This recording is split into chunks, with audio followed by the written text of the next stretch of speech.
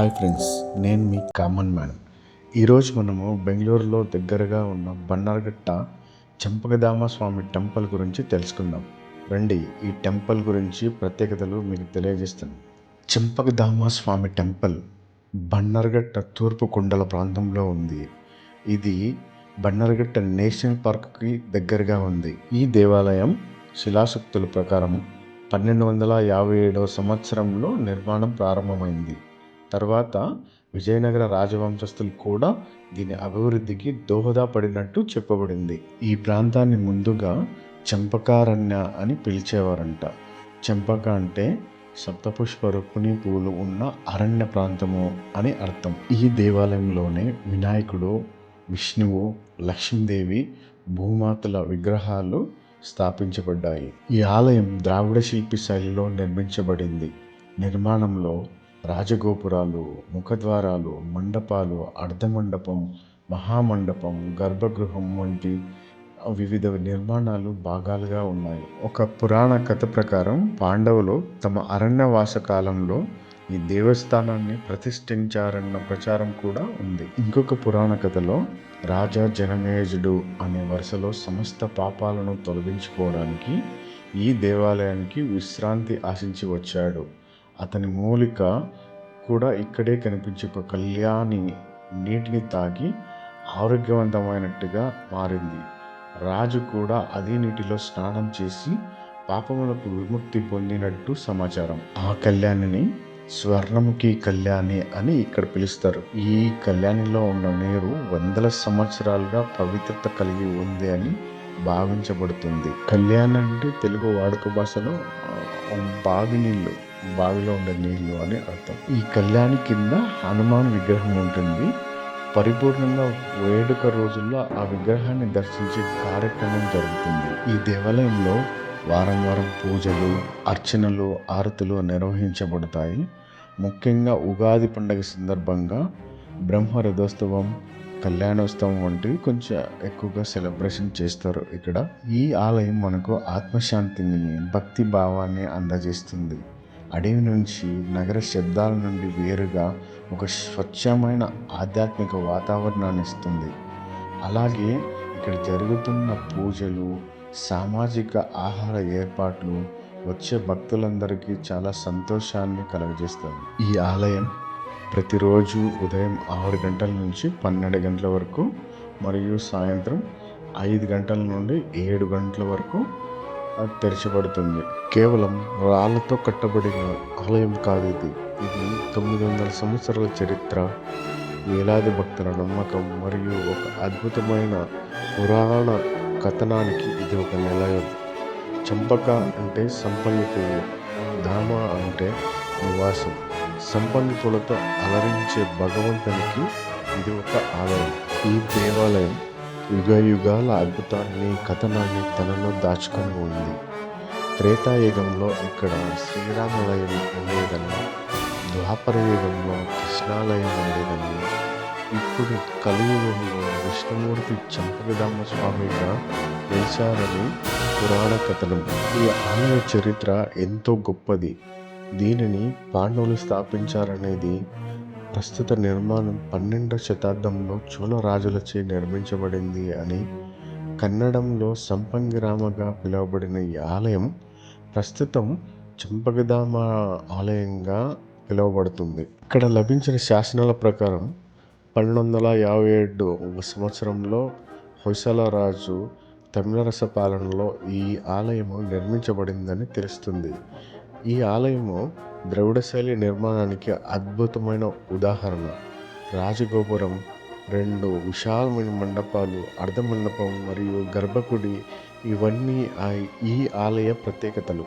ఈ ఆలయ ముఖ్య విశేషం ఏమిటంటే ఈ ఆలయ ప్రధాన విగ్రహం శాలిగ్రామ శిలతో రూపొందించబడింది. ఇక్కడ వరదరాజ స్వామి కుటుంబ సమేతంగా వెలిసి ఉన్నారు. ప్రత్యేక ద్వారం వద్ద రాతి ఏనుగులు, శిల్పాలు, అద్భుతమైన కట్టడం చెక్కడాలు దర్శనమిస్తాయి. ఈ ఆలయ ప్రత్యేకతకు మరో కారణము స్వర్ణముఖి పుష్కరిణి. దీని వెనుక ఒక అద్భుతమైన కథ ఉంది, తెలుసుకుందాం రండి. పాండవుల వంశస్థుడైన చక్రవర్తి జనమేజయుడు, ఆయనకు ఒక భయంకరమైన చర్మవ్యాధి సోకింది. అది ఎంత ప్రయత్నించినా కూడా నయం కాలేదంట. ఋషుల దగ్గరికి వెళ్ళి వాళ్ళ సలహా మేరకు పూర్వీకులు నిర్మించిన దేవాలయాలను దర్శించాలని తలచి ఈ చంపకధామ స్వామి ఆలయానికి వచ్చారు అని అక్కడ చెప్తారు. ఈ ఆలయానికి ఆయనతో పాటుగా అదే వ్యాధితో బాధపడుతున్న ఒక కుక్క కూడా వచ్చిందంట. అది దాహంతో అలసిపోయిన ఆ కుక్క స్వర్ణముఖి పుష్కరిణి నీళ్లు తాగిందంట. అక్కడ ఒక అద్భుతం జరిగింది. క్షణాల్లో ఆ కుక్కకున్న వ్యాధి పూర్తిగా నయమైందట. అది చూసిన జనమేజుడు వెంటనే ఆ పుష్కరిణిలోకి దిగి స్నానం చేశాడు. ఆయనకు కూడా ఆయనకున్న వ్యాధి పూర్తిగా నయమైందట. ఆ క్షణంలోనే శ్రీ ఆంజనేయ స్వామి ప్రత్యక్షమై ఆ పుష్కరిణి తన నివాసమని, స్వర్ణముఖికి ఆ నీటికి చాలా ఔషధ గుణాలు ఉన్నాయని చెప్పి ఆయన్ను ఆశీర్వదించారట. ఇప్పటికీ కూడా ప్రతి అమావాస్య రోజున వేలాది మంది భక్తులు ఆ పుష్కరిణిలో దిగి స్నానం చేస్తారు. చర్మ వ్యాధులకు ఇది మహా ఔషధం అని అక్కడ ఉన్న వాళ్ళకి నమ్మకం. ప్రతి సంవత్సరానికి ఒకసారి ఈ పుష్కరిణిలో నీటిని తీసేసి అడుగున ఉన్న హనుమంతునికి ప్రత్యేక పూజలు నిర్వహిస్తారు. ఇప్పుడు మనం కొండ మీద ఉన్న శ్రీ లక్ష్మీ నరసింహస్వామి ఆలయానికి వచ్చినాము. ఈ ఆలయానికి కూడా ఒక ప్రత్యేకత ఉంది. ఈ ఆలయం వెనుక ఒక కొండ ఉంది. దీన్ని వహ్నిగిరి అంటారు. ఈ కొండపైకి వెళ్ళడానికి 40 నుండి 200 వరకు మెట్లు ఉన్నాయి. ఈ మెట్లు ఎక్కి పైకి వెళితే ఈ లక్ష్మీ నరసింహస్వామి ఆలయం ఉంది. ఇక్కడి నుండి కనిపించే సూర్యాస్తమయ దృశ్యం ఒక అద్భుతం. ఎందుకంటే ఒకవైపు బెంగళూరు మహానగరం, మరోవైపు పెద్ద అడవులు, ఇంకోవైపు కొండలు. ఇక్కడి నుంచి చూస్తే ప్రకృతి అందాలను చాలా ఆస్వాదించవచ్చు. ఈ దేవాలయం కర్ణాటక ప్రభుత్వ మతపరమైన దానా శాఖ ఆధ్వర్యంలో నిర్వహించబడుతుంది. ఈ ఆలయం యొక్క ప్రత్యేక పూజలు ప్రతి ఉదయం 6 గంటల నుండి 12 గంటల వరకు, మళ్ళీ సాయంకాలం 5 గంటల నుండి 7 గంటల వరకు జరుగుతుంది. ఇక్కడ ప్రసాదం పంపిణీ సమయం కూడా ఉదయం 11:30 ఇంకా మధ్యాహ్నం 3 గంటల వరకు జరుగుతుంది. ఇక్కడ ముఖ్యమైన పండుగలు ఏమంటే వైకుంఠ ఏకాదశి, శనివారాలు, ఇతర విష్ణు పండుగలు ఇక్కడ చాలా గ్రాండ్గా జరిపిస్తారు. మీరు ఎప్పుడైనా బెంగళూరు వచ్చినప్పుడు ఈ ఆలయాన్ని తప్పకుండా దర్శించండి. ఇది ఒక ఆలయం మాత్రమే కాదు, ఇది 900 సంవత్సరాల చరిత్ర, ఒక అద్భుత పురాణం మరియు ఆధ్యాత్మిక శక్తికి ఒక నిలయం. ఈ దేవాలయానికి వచ్చిన ప్రతి భక్తుడు తన పూర్వజన్మల పాపాల నుండి విముక్తి పొందుతాడని అక్కడి వారి నమ్మకం. మళ్ళీ స్వర్ణముఖి నీటిలో స్నానం చేస్తే ఆరోగ్యం లభిస్తుందని ప్రతి ఒక్క భక్తుని నమ్మకం. ఈ ఆలయ ప్రాంగణంలో చాలా కోతులు సాధారణంగా కనిపిస్తాయి.